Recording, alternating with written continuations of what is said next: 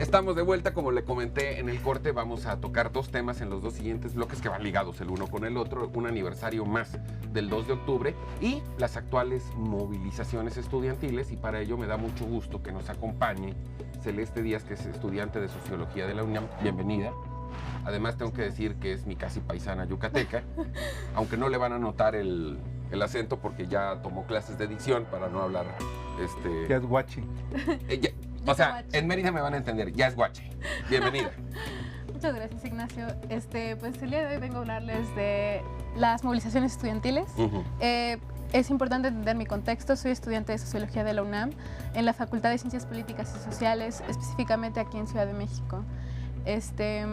La razón por la que yo vengo a hablar de los movimientos estudiantiles, para empezar, porque soy estudiante de la Universidad Nacional Autónoma y porque soy estudiante de Sociología, pero más que nada porque 1968, a 51 años de lo sucedido la noche del 2 de octubre, sigue permeando sus consecuencias hasta el día de hoy, en las generaciones del día de hoy, que heredaron de sus abuelos y de todos aquellos que vivieron 1968 muchas cosas, realmente. Es tu caso, ¿no? Tu abuelo participó en... Mi abuelo estudió medicina en el Politécnico en 1968, justamente, y le tocó el atentado, bueno, la masacre realmente, porque igual esta cuestión del lenguaje es muy importante entender, a la manera en la que nos referimos a lo que pasó esa noche del 2 de octubre. Lo que pasó esa noche fue una masacre total, y lo que se cuenta...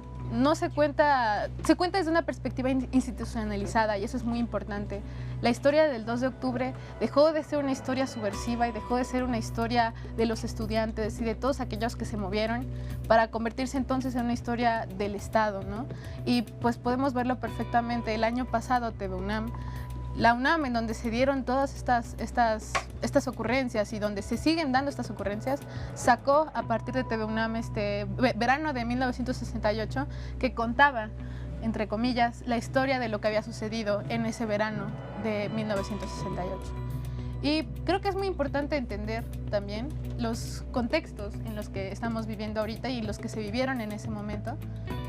1968, en general la década de los 60 fue un momento de cambio en todo el mundo. Se dio un cambio impresionante. Se inventó la píldora anticonceptiva, el hombre llegó a la luna, asesinaron a Kennedy. El mundo estaba cambiando y simultáneamente el mundo se conectó y pareciera que nunca podría desconectarse. 51 años después, ¿cómo lo viven ustedes ahora, Celeste? 51 años después, el mundo sigue conectado de una manera casi obscena. Podemos enterarnos de lo que pasa en muchos países en el momento. En tiempo real. En tiempo real. Toda esta cuestión de la tecnología 5G que se está desarrollando la vida en tiempo real. Y también sucede que el estudiantado se ha dado cuenta de la mitificación que ha sucedido alrededor del movimiento de 1968. Ellos saben que no se dio de la manera en la que el Estado lo cuenta o de la manera en la que las instituciones lo vienen contando.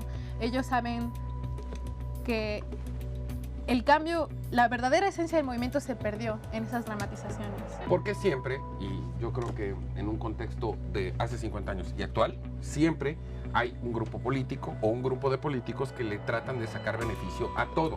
La narrativa siempre tiene que ver con esta vieja frase que dice que la historia la escriben los que ganan la guerra. En esa comparación, porque evidentemente sí estamos hablando de la época de la guerra sucia y de la represión, en la herencia, digamos, y es muy bueno tener tu punto de vista, pero también quisiera preguntarle a Juan Ignacio, porque conoce muy bien de este tema, en términos de 51 años después, ¿qué es lo que debería o lo que representa en este momento el movimiento del 68? Mira, lo que debería de ser es lo que sucede en algunos aspectos como el Mayo de París o lo que sucedió en Polonia. La Primavera de Praga. La Primavera de Praga. Es en realidad cuando nos vamos a conciliar con este tipo de movimientos. Lejos de que haya un reconocimiento en donde todos tengamos quizás la misma concepción o la misma idea de qué logró, es increíble que hasta hoy, en lugar de estar, digamos, a la defensiva, no reconozcamos lo que sí logró el movimiento de 68. Y el movimiento de 68 logró muchas cosas que cambiaron para bien el rostro de México. Si bien fue un momento muy álgido y muy difícil porque se venían las Olimpiadas, si bien es cierto que había un movimiento, digamos, internacional acerca de los movimientos estudiantiles, si bien es cierto que veníamos de una generación de posguerra, aunque no nos haya tocado tan de forma directa, al contrario, un poco atípica, porque veníamos de un desarrollo estabilizador en donde prácticamente nos convertíamos entonces sí ya en una sociedad de vanguardia que se sumaba a este tipo de movimientos, pero en donde en realidad también había muchas carencias. No es casualidad que se haya iniciado con residentes de medicina, no es casualidad que se haya iniciado con gente de ingeniería, o bien en lo que estaba sucediendo en las preparatorias, en estas famosas pugnas entre Poli y la UNAM,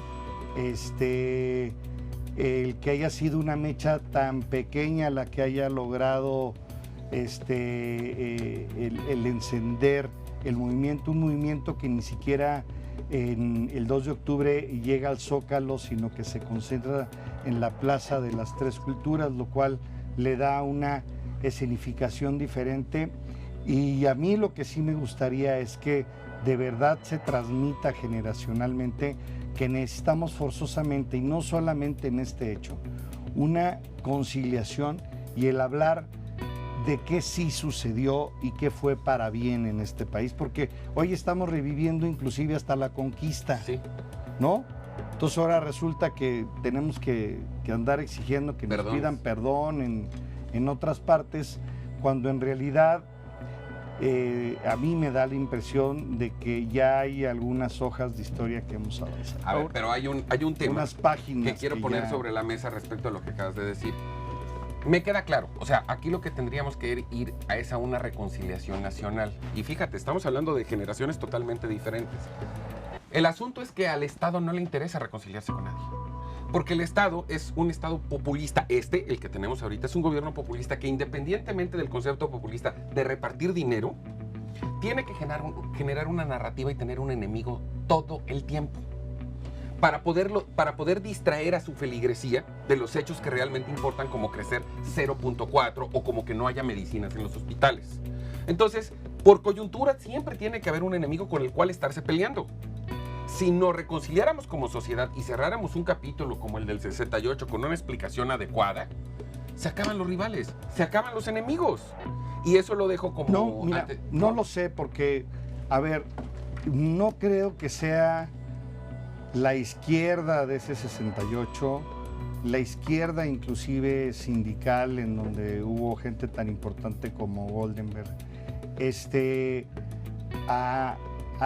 si hoy en día le está abanicando qué tipo de izquierda, si es que la izquierda está abanicando. Hay una el apropiación movimiento. de este gobierno. Y lo dejo con una 68. poca de saña, ¿sabes? De puya para que se conteste. No. ¿Cuál es el esa 68 izquierda? como narrativa, cuando surge este rompimiento, este hecho del 68, abre una puerta, tú lo decías, Ignacio, abre la puerta a la oposición, el Partido Comunista, empiezan a haber diferentes, pero es una narrativa desde este lado, desde la oposición, hoy con un gobierno de izquierda, y habrá que matizarlo, se apropia de esto. No encontramos del otro lado tampoco un eco que la gente, los más jóvenes, encuentren que esa narrativa se la apropia el Estado. Es decir, viene esta parte de la conciliación. Ahorita nos da su punto de vista, pero yo sí personalmente creo que en este país, en este momento, hablar de reconciliación es un discurso vacío.